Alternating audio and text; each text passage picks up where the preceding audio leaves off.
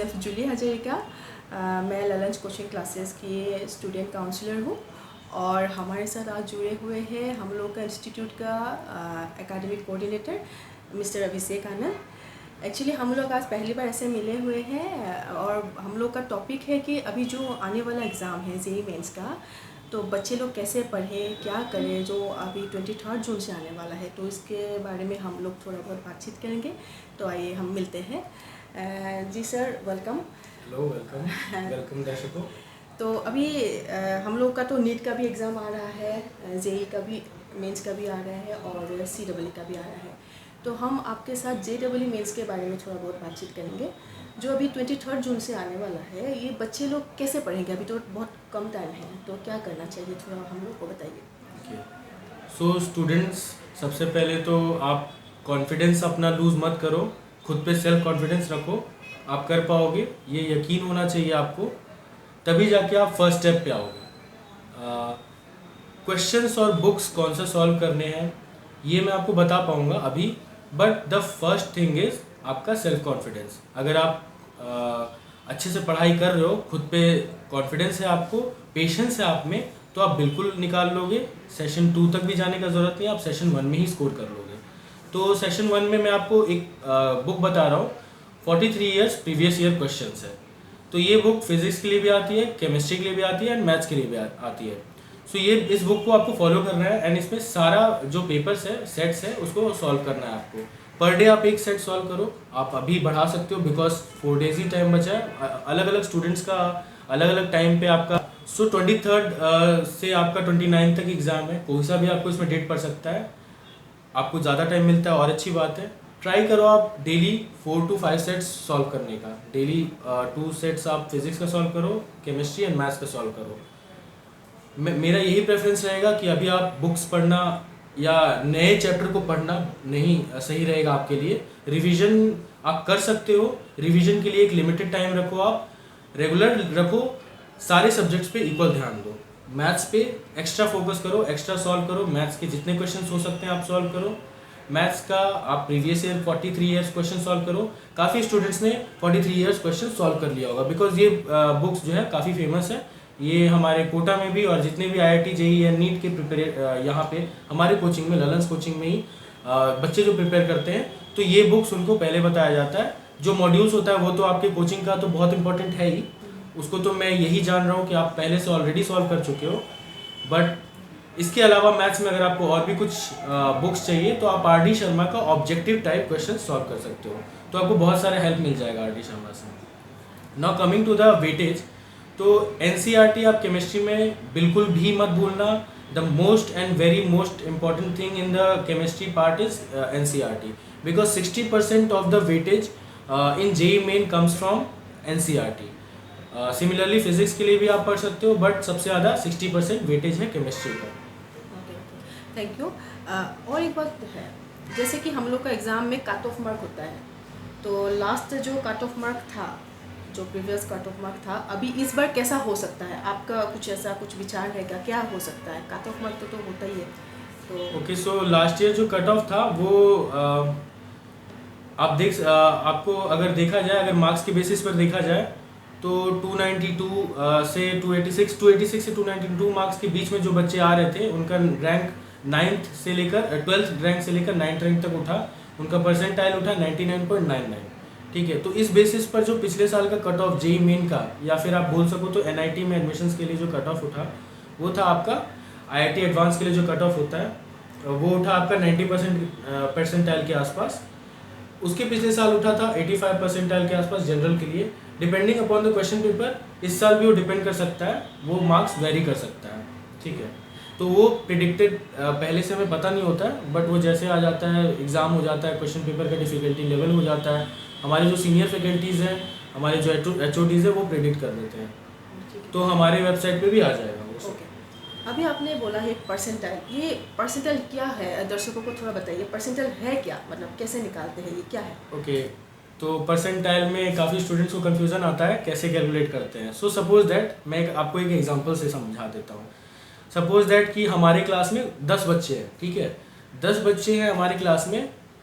उन 10 बच्चों में से मैं भी एक बच्चा हूँ जिसमें मुझे 8 मार्क्स आया और मैं टॉपर हूँ क्लास का, मुझे 8 मार्क्स आया, मैं टॉपर हूँ क्लास का, मेरे से सब नीचे हैं, तो मेरे से पीछे कितने हुए, 9 बच्चे हुए।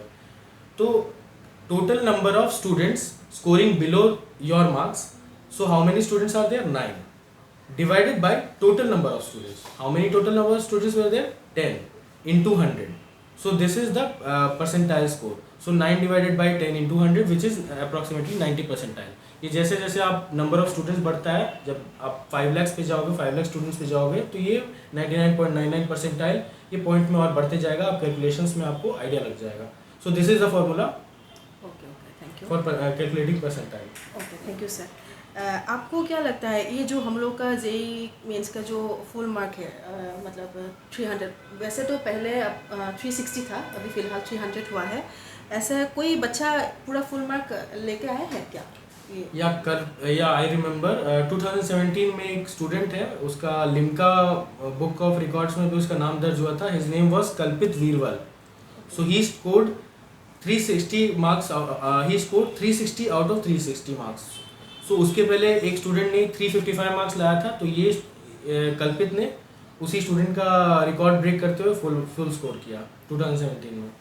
ओके, मतलब ऐसा है, बच्चे अगर प्रॉपर गाइड हो, अगर फैकल्टी सही हो, तो कुछ भी कर सकते हैं. बिल्कुल. तो आप मुझे ये बताइए, ये हम लोग का जो Lalan's coaching classes and Lalan's integrated academy, क्योंकि हम लोग का कोचिंग भी नहीं, हम लोग का स्कूलिंग भी है, हम लोग का प्री फाउंडेशन कोर्स भी है यहाँ पे, तो हम लोग का फैकल्टी के बारे में थोड़ा बहुत बताइए. फैकल्टी मतलब कैसे बच्चों को मोटिवेट करते हैं, क्योंकि बहुत सारे बच्चे ऐसा होता है कि एडमिशन ले लिया लेकिन वो खुद कंफ्यूज है, वो जेई मेंस में आता है या नीट में आता है या CET में, बहुत सारे हम लोग का एग्ज़ाम है, लेकिन बच्चे को प्रॉपर गाइड और प्लस वो खुद कैसे पहचाने कि हाँ यही मुझे जाना है, कि थोड़ा मतलब हमको हेल्प हो जाएगा, बच्चे लोगों को भी थोड़ा हेल्प हो जाएगा. सो अगर आप जेई मेन या मैथ सब्जेक्ट लेते हैं या आपको डॉक्टर बनना होता है, तो आप बचपन से सोचते हैं ना. आप जब छोटे होते हो तो आप बोलते हो कि मुझे पायलट बनना है, फिर आप बड़े होने लगते हो तो आपको समझ में आता है कि हो सकता है कि पायलट अभी नहीं बन सकते, अभी सब जेई में, अभी सब मैथ्स दे रहे हैं, एग्ज़ाम दे रहे हैं, इंजीनियरिंग कर रहे हैं, तो मैं भी वही करता हूँ. बट ये आपको बचपन से ही आने लगेगा, वो आपको देखना होगा, वो आपको खुद का इंटरेस्ट देखना होगा. आपका मैथ्स में इंटरेस्ट है, मैथ्स में इंटरेस्ट नहीं भी है, तो आपको ये जानना होगा कि आपको अच्छा क्या लगता है. आपको मैथ्स पढ़ने से ज़्यादा ठीक अच्छा लगता है या फिर बायो पढ़ने से. ये मैं उन स्टूडेंट्स के लिए बोल रहा हूँ जिन्होंने सब्जेक्ट नहीं सेलेक्ट किया है, ठीक है.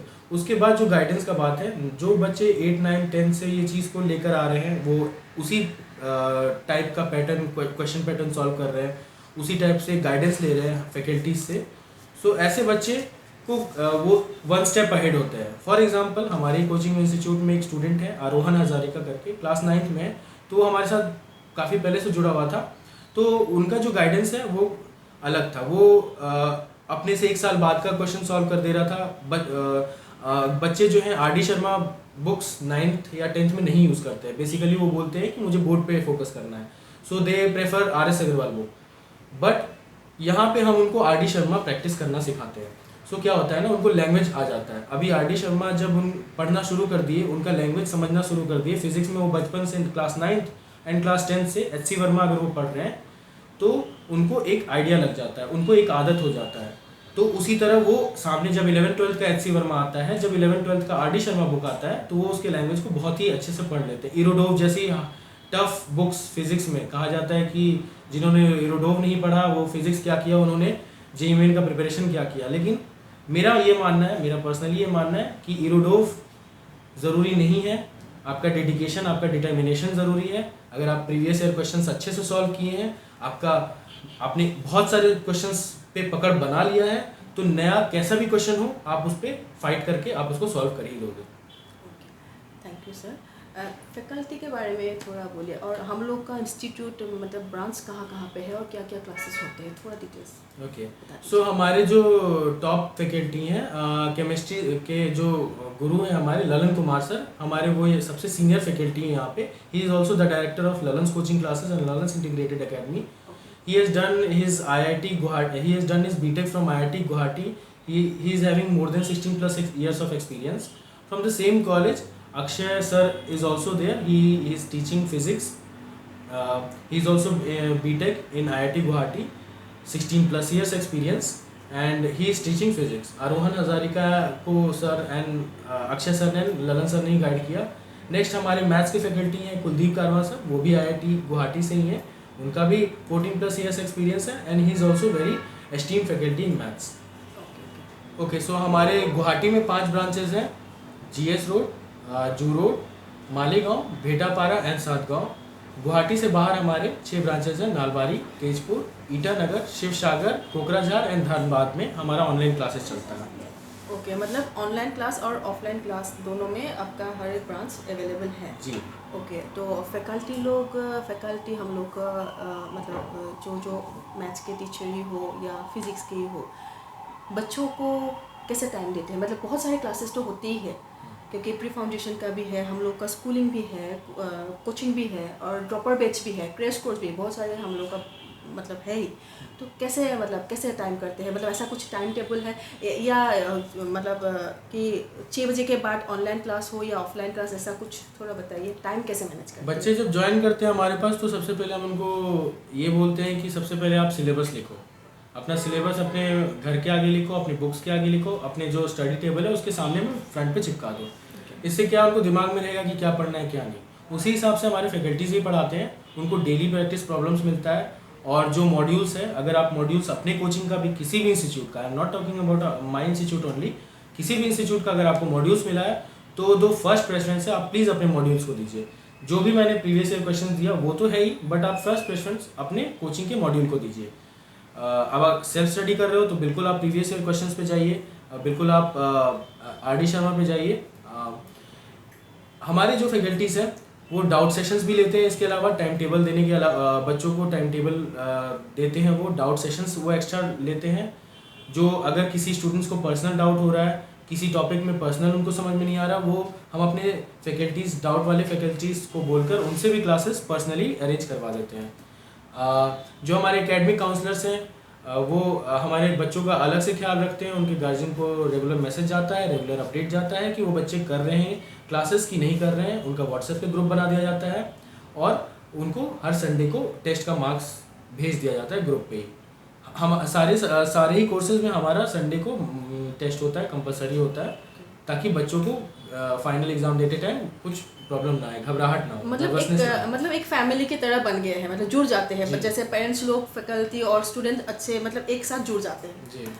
अच्छा, बस अभी सर एक बात बोलना हम पूछना चाहते हैं कि ये JEE मेंस का जो बच्चे अभी एग्ज़ाम देंगे, वो एग्ज़ाम देने के बाद कहाँ जाएगा? मतलब कहाँ क्या होगा फ्यूचर?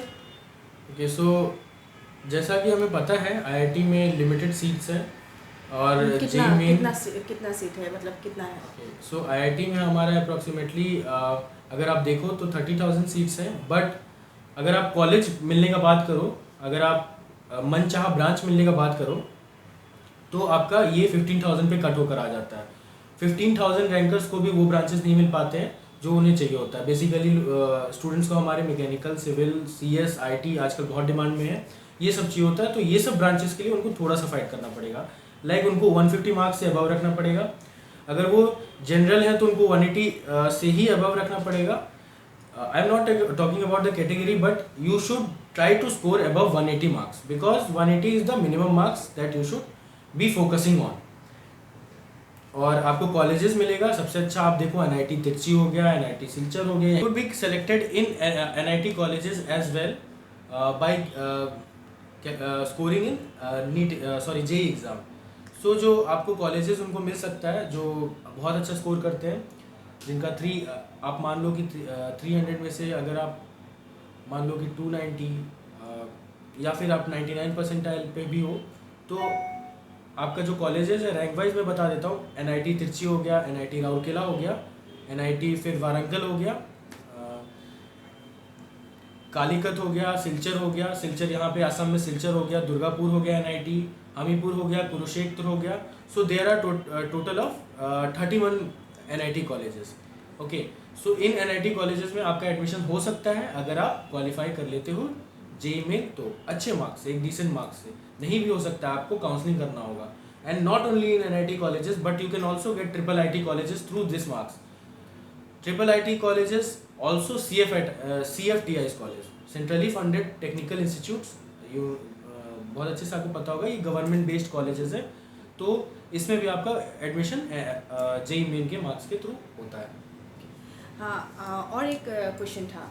आपने थोड़ी देर पहले ये बोले थे कि एनसीईआरटी बुक्स जो हम लोग का केमिस्ट्री के बारे में आपने बोला था, बाकी इम्पोर्टेंस मतलब फिजिक्स और मैथ्स में क्या है, मतलब ये थोड़ा बताइए।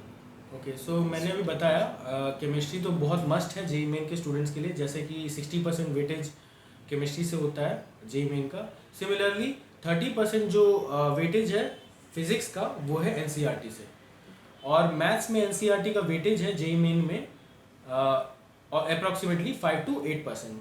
सो आप मैथ्स के लिए स्किप तो आप नहीं कर सकते हो, देखिए 5 to 8% भी बहुत इंपॉर्टेंट है आपके लिए। और फिजिक्स तो आप डेफिनेटली पढ़ो, केमिस्ट्री तो मैंडेटरी हो जाएगा, बट आपको मैंने और भी बुक्स बता दिया है, जैसे कि मैथ्स के लिए मैंने ऑब्जेक्टिव आर डी शर्मा का बताया है, और previous year 43 years previous year question आप तीनों सब्जेक्ट का लेके प्रैक्टिस कर सकते हो। आपको कुछ भी डाउट हो आप अपने फैकल्टी से पूछो, आप अपने टीचर से पूछो।